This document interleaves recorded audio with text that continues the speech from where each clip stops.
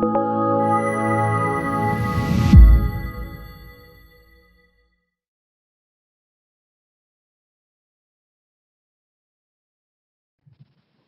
I'm Jacob Hornberger, president of the Future of Freedom Foundation. This is this week's issue of the Libertarian Angle. I'm joined, as I am every week, by my co-host, Richard Ebeling, who teaches economics at the Citadel. Richard, Merry Christmas and welcome back. And Merry Christmas to you and to our viewers and listeners. And it's great to be back in this holiday time when we all have to make our end-of-year charitable deductions so that Uncle Sam does not take everything in our shirt. And we should mention that one of the finest and most important causes for our listeners and viewers to think about contributing to is the Future of Freedom Foundation and the fine work it does in behalf of liberty at this holiday and giving time of the year.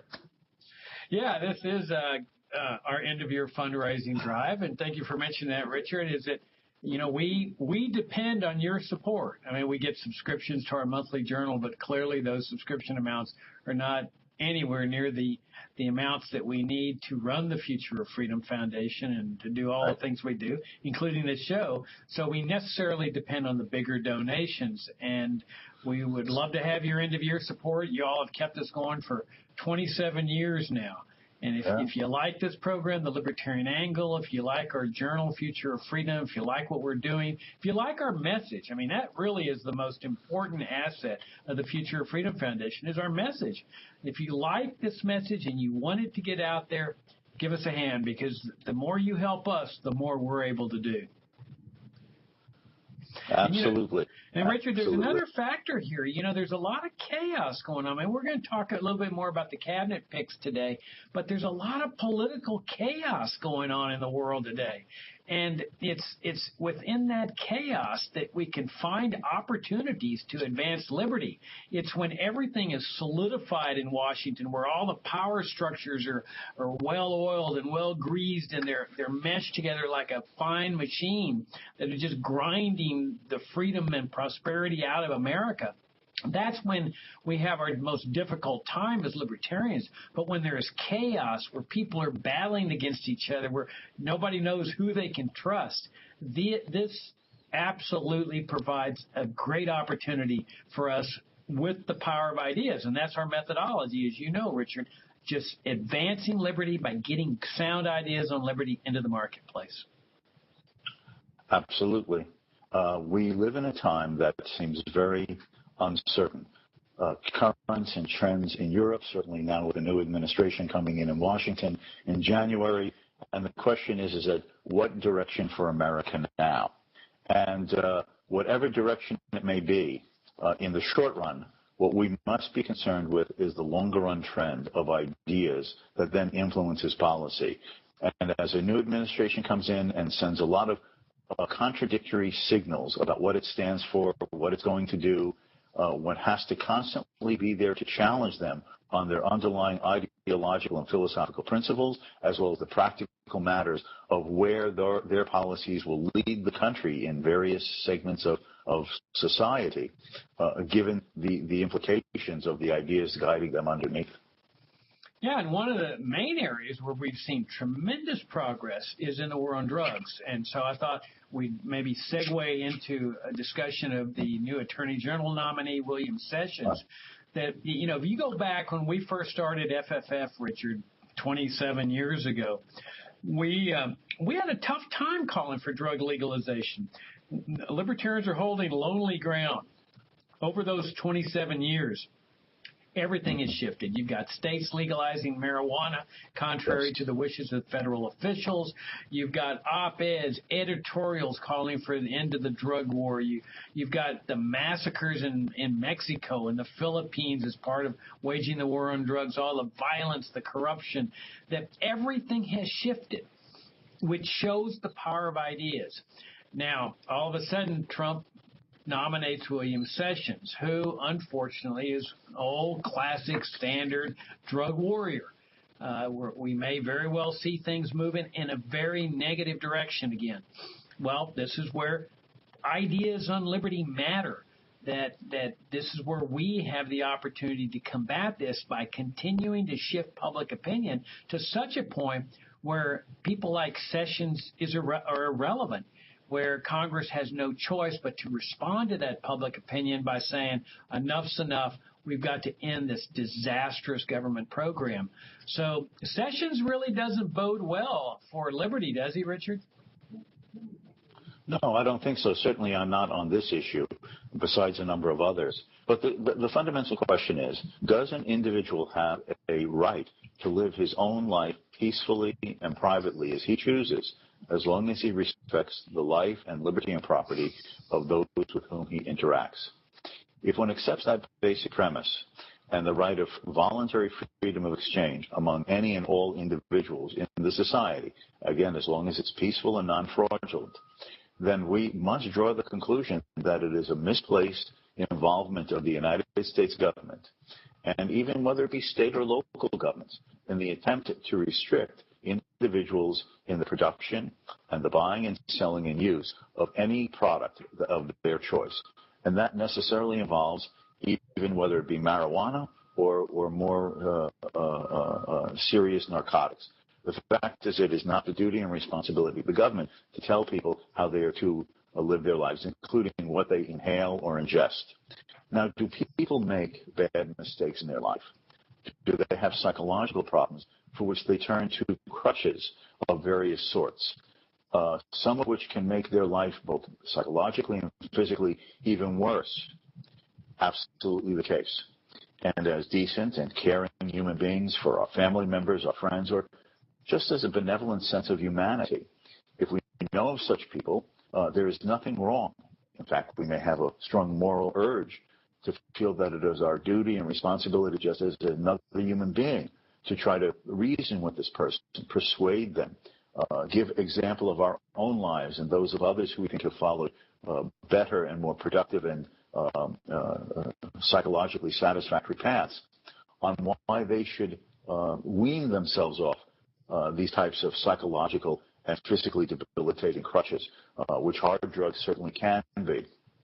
And that is the method that is most consistent and most meritorious as an example of a follower and a believer of liberty. But once you bring in the state, you now bring in the element of force, and you bring about all of those unintended consequences that advocates of liberty have often and in fact always pointed out. First of all, you criminalize what would normally be private and peaceful acts, and therefore you turn honest citizens into criminals who are facing jail time or worse. Second of all, you generate the unintended consequences of black markets. So you bring to the surface the worst human traits and qualities of gangs, turf fights, bloodbaths on the street as people get into various types of battles with each other for controlling this underground market. And that spills over into the corruption of the legal system. When people increasingly come to believe that there are laws that should not be on the books because they view them having nothing to do with justice, and they start breaking those laws, they start developing a disrespect and a contempt for the law. And what begins as a disrespect and a contempt for what has become known as victimless crime acts, what happens is that this spills over other areas of one's respect and obedience for what might very well be just laws in human personal interactions. And finally, then that results in the corruption of the legal and policing process through bribes, blackmail, a whole variety of ways of those in the underground world to try to escape the consequences of their dealing in the black market, but all of which corrupts and abuses the entire system. This type of government regulation is itself a cancer that eats away at the economics and the personal actions and the cultural ethics of the society. And Sessions seems not to appreciate any of this. He clearly believes that taking drugs, including marijuana, is, quote, a bad thing. It is not good for you. And therefore, because he evaluates that it is not good for you, it is the duty and responsibility of the state to step in and prevent you from doing this. Now, with all such restrictions, Making something illegal does not change people's attitudes, beliefs, or values towards things, nor does it bring about a change in their attitudes about themselves. Indeed, often when something is made illegal or prohibited, that most people by underlying principle believe it's not, it makes them then become increasingly resistant to what is being forced down their throat. And in fact, it has the contrary impact of not assisting a person to change their life, but may reinforce the bad behavior psychologically. And then he seems to be unaware that in some ways an administration that has been nominating people for high office who have said government is too big, taxes are too high, regulation is pervasive and too intrusive, and so on, that here is a corner in which, in a vicious and humanly harmful way, the state is not only to maintain its prohibitive laws, but probably try to enforce them even strongly with its debilitating and corrupting and terrible effects on people's lives. Yeah, I think it's all centered in his philosophy, his political philosophy, his economic philosophy, his ideology, the way he sees the world and the way he sees the relationship of the individual to the state. You have set forth a perfect case for ending the drug war, both from what we call the utilitarian standard and from the moral standard.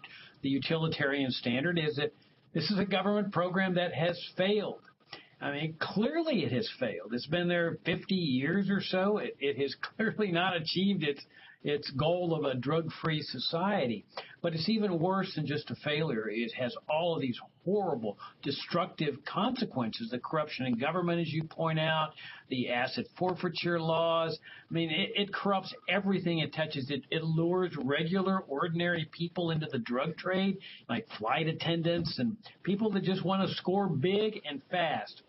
It tempts them into going down this road.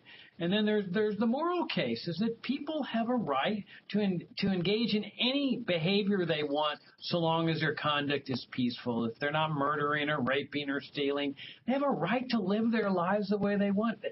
That's what freedom's all about. It's the right to be irresponsible, to be immoral, as long as to be sinful, as long as your conduct doesn't involve the initiation of force against others. And we leave these problems to the private sector. As you pointed out, the private sector can deal with drug addiction. Alcoholics Anonymous is the most successful drug rehab program in history.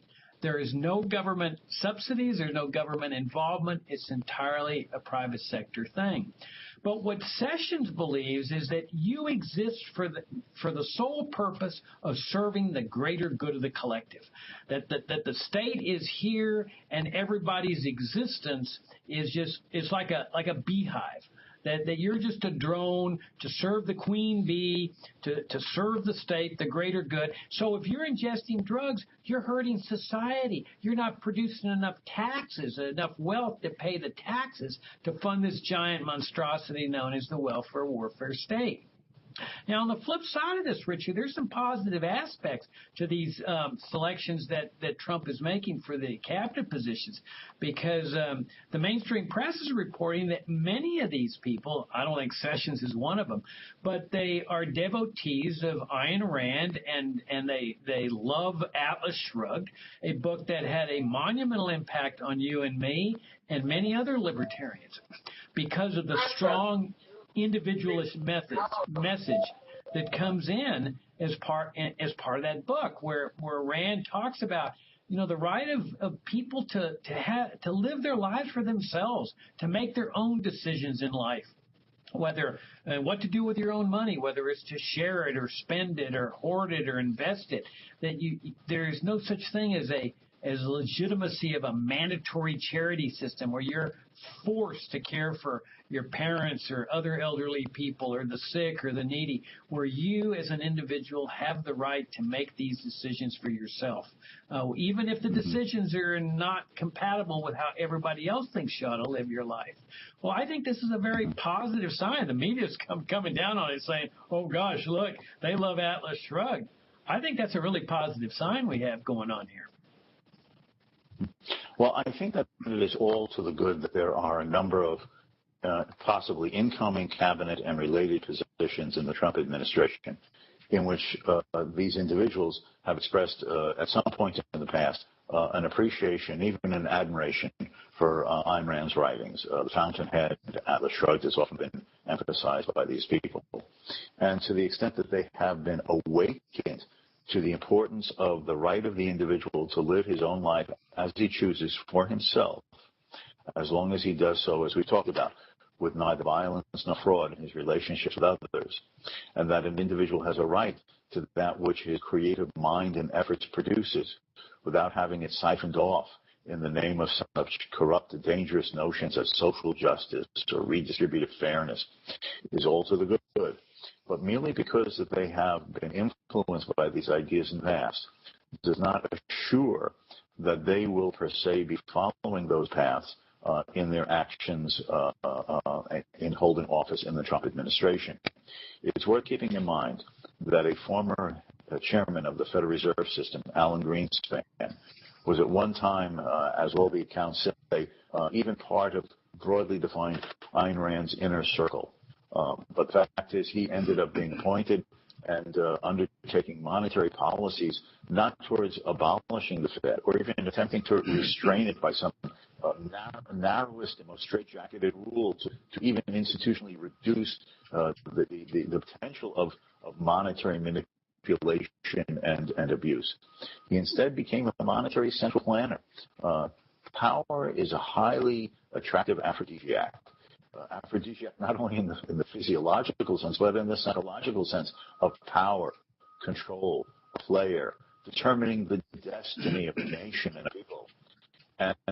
And then once you're in that position, the fear that if you go against the direction of the government or the administration you're part of, you might be cast out of this political inner circle heaven.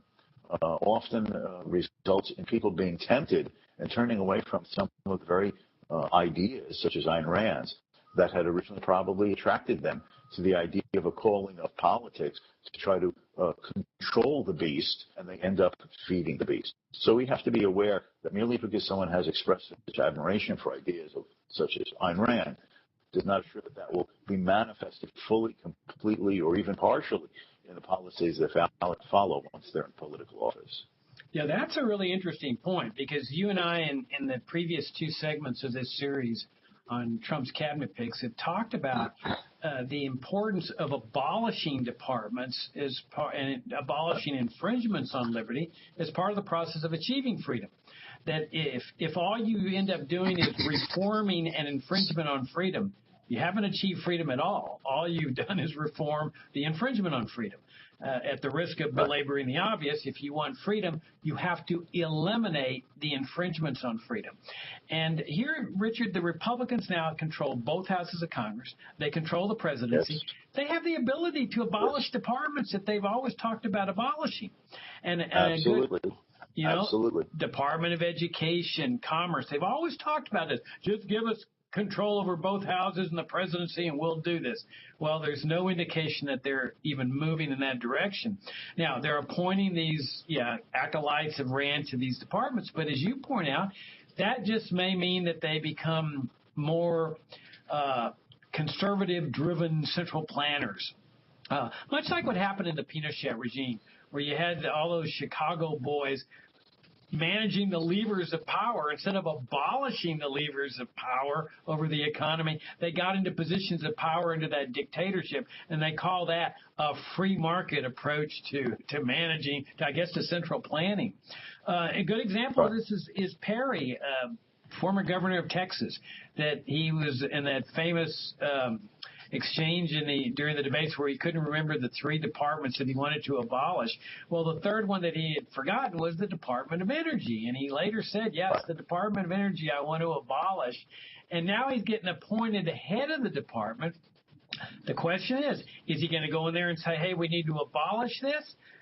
and call for an abolition, or is he going to get in there, get co-opted, and be conscientious enough to say, I've got to do a good job here now that I'm in charge of the department that I wanted to abolish? And I'm afraid you're right. I think they get into these positions of power. Ben Carson's another one. I mean, we talked last week about how he has absolutely no experience in housing. Well, it's sort of a in-your-face type of an appointment. They're appointing a guy that knows nothing about housing. It's sort of how Trump feels about HUD. But my hunch is that Carson's going to get in there, as you point out, and try to do a good job instead of saying we need to abolish this department and appearing before Congress as head of the department saying now's the time to abolish this department. Yes, the importance here is not just a pragmatic one that, oh, gee, we now control both houses of Congress and the White House. Let's do something. It's institutionally important.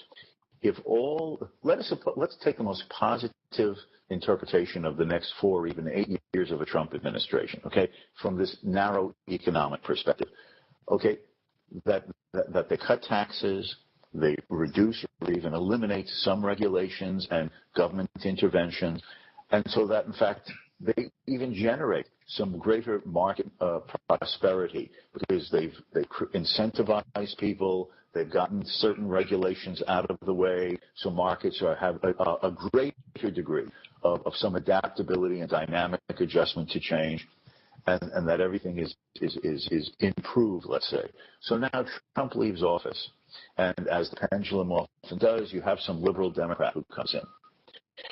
You have left the institutional structure in place for then that candidate and now new president to merely man the same offices and reverse everything that the efficiency-focused, more market-oriented administration had done that has now just left office.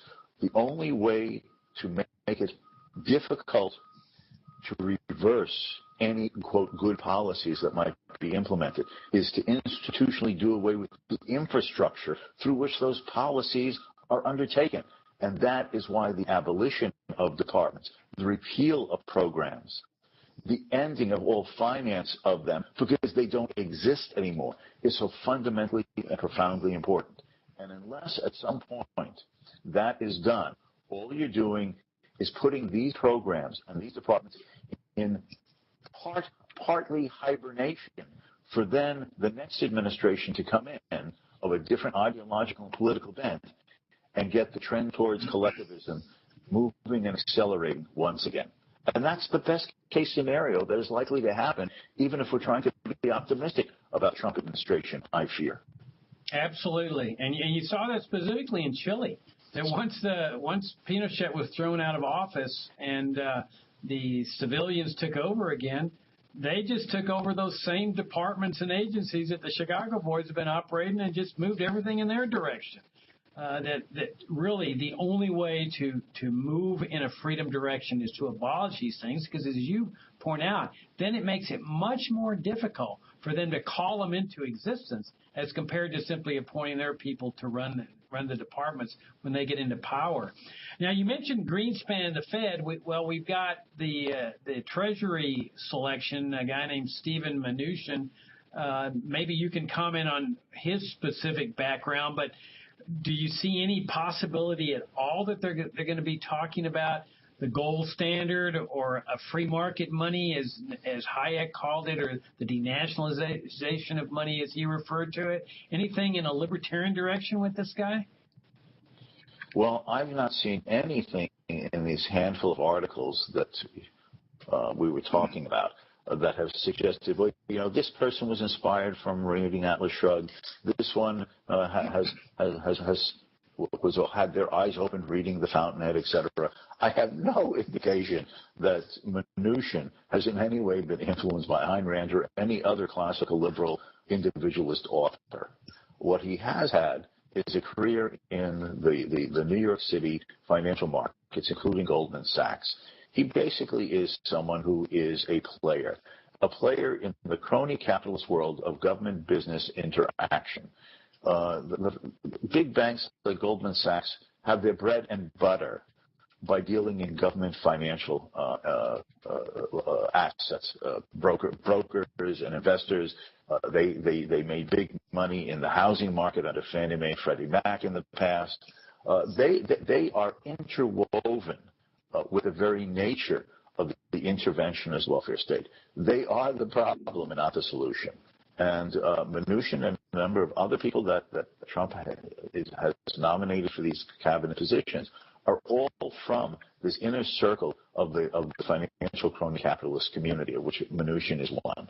I have had no indication, anything that I've read about him, and I've tried to read a few of the pieces that the media has covered about his background and his interests and his views on things, and I have no indication at all that he advocates the case for putting the dollar on a gold standard, or that he believes that should just be a stepping stone to separating government from money.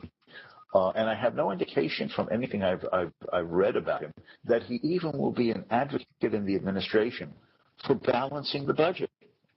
Now, as the Secretary of the Treasury, he handles the inflows, that is taxes, and the outflows, that is government expenditures, and also is in charge of funding budget deficits. It's the Treasury that issues the securities to sell to the financial markets, and then in the secondary market, which are partly bought up by the Federal Reserve by printing paper money and creating all of these future inflationary problems. Now, given this, I think that he's just going to be probably a successful manager, right? We're not talking about competency and executive managerial skills. That per se is not the issue. But the issue is what type of policies will he propose or want to implement or whisper into Trump's ears that, well, if we can't do it this budget year, we should be thinking of at least trying to do this more for a free market in the next budget year.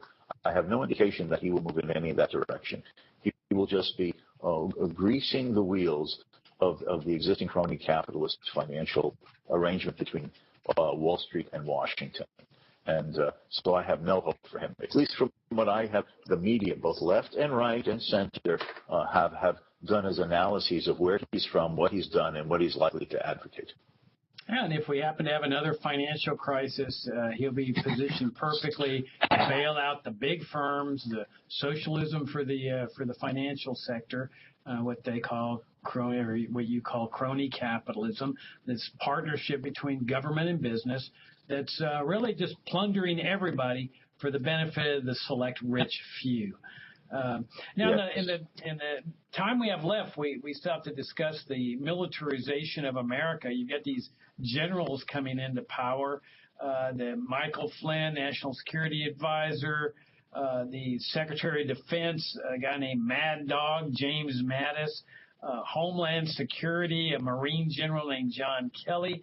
And, there's a lot of press is coming out from the left saying this threatens civilian control over the military. I really think they're missing the whole point. I think this reflects what America has become, Richard, this militarized nation that glorifies the national security establishment, glorifies the military. There's a great book by a professor named Michael Glennon called Double Government, where Glennon says, look, the real power in this country, let's face it, the reality is the power is based in the Pentagon, the CIA, and the NSA, and the other three branches, or what amount to the other three branches, is really just window dressing, that this is where the real force of government is. And I think the selection of these generals just reflects that, this increased decade after decade militarization of this country. What we really need to be thinking about, again, is an institutional change. This is an old Cold War apparatus. It's contrary to the principles of constitutionally limited government. When you've got an agency like the CIA that has omnipotent power, the power to invade countries, coups, regime change operations, the power to assassinate people, including Americans, with impunity. Nobody's going to charge them with murder or anything like that. That is not limited government. As long as you got one agency with unlimited powers, you have unlimited government. And so that's what I think we libertarians need to keep bringing people's attention to, that the appointment of these generals is symptomatic, but the real root problem is this whole national security establishment. Yes, it is all to the good when in these victory speeches that Donald Trump has been giving in a number of states, he highlights that it is not, in his administration, it will not be the government's role to undertake nation building abroad. That's great. Hopefully no more Libyas, no more Iraqs, no more Syrias, no more Afghanistans. That would be great. And when he says that building the new version of Air Force One, the president's plane, is financially out of control from Boeing, or he goes after the contractors for military combat planes, that their prices are out of control. All to the good. One wants someone in these matters who are concerned with wisely seeing that the taxpayers' dollar is not misspent. Fine. That's all to the good. But the point is, this ignores the fundamental issue.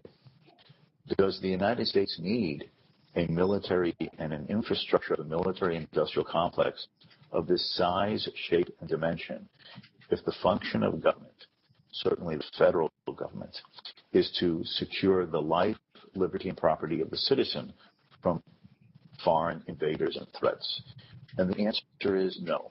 The fact is that we have these alliances with dozens upon dozens of countries around the world.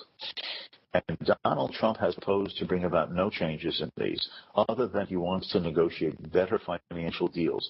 The Europeans should cough up more money to be covering the overall expense of running the North Atlantic Treaty Organization, NATO. He wants to cut deals with South Korea and Japan. That they should manage more of their financial costs of American military presence. He talks nothing about America saying, well, the Cold War is over, and it was an alliance created for right or wrong to oppose what was perceived as a threat under Stalin, beginning with Stalin, of a Soviet domination of Eastern Europe and a threat to the West. Well, the Cold War is over. We're supposedly now in a competitive but a non-Cold War associative relationship even with China. Why are we involved in the stationing of troops and spending hundreds of billions of dollars on defense in these Asian alliances? And that therefore what the United States is doing is putting in notice under the respective treaty clauses of America withdrawing from these alliances. And the other member countries are at liberty to stay in their associative relationship with each other or to dissolve the association completely among themselves. But this is not the duty and responsibility of the United States to any longer play policeman of the world.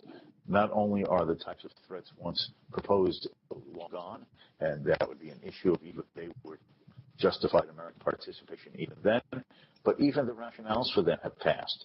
And given that they have passed, and America must now look to preserving liberty and not being the gendarme of the globe, we are now withdrawing from these, and apropos to that, to then reducing government spending down to what is legitimately some minimal necessary defense to protect the territorial integrity of the United States from any immediate threat, which will probably involve 10% or less of what is now spent on defense-related activities.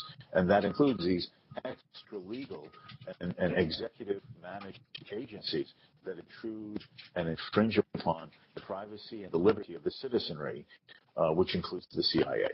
Now, unless that is done, which I'm not expecting, unfortunately, nothing is going to change. Will some of our allies pay a bit more of the financial expense of the alliances? Possibly.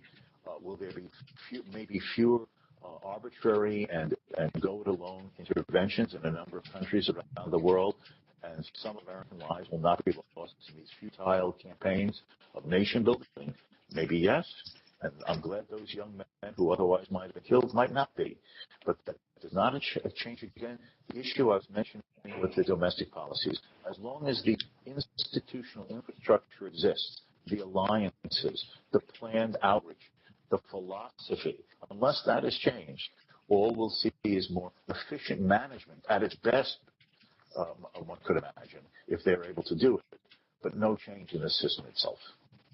Yeah, I mean, that's our job. I mean, that's what we started out talking about, that we need institutional change, and that comes about through the power of ideas. And what you're really talking about is what we libertarians sometimes refer to as the warfare state, the national security state, the concept of foreign interventionism, which produces debacles in Syria and Iraq and Libya, as you point out, Afghanistan also. And then there's the welfare state. You wrote an article many years ago called "Yes, Virginia, There Is No Santa Claus." And we've got to keep that in mind, that the federal government, when it doles out all this welfare, is not just making presents like Santa Claus does.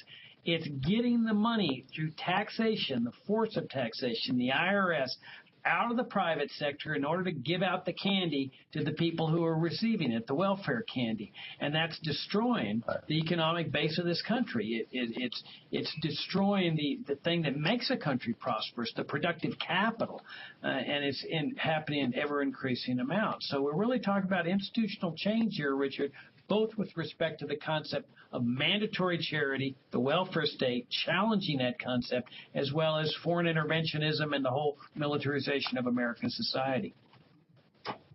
Absolutely.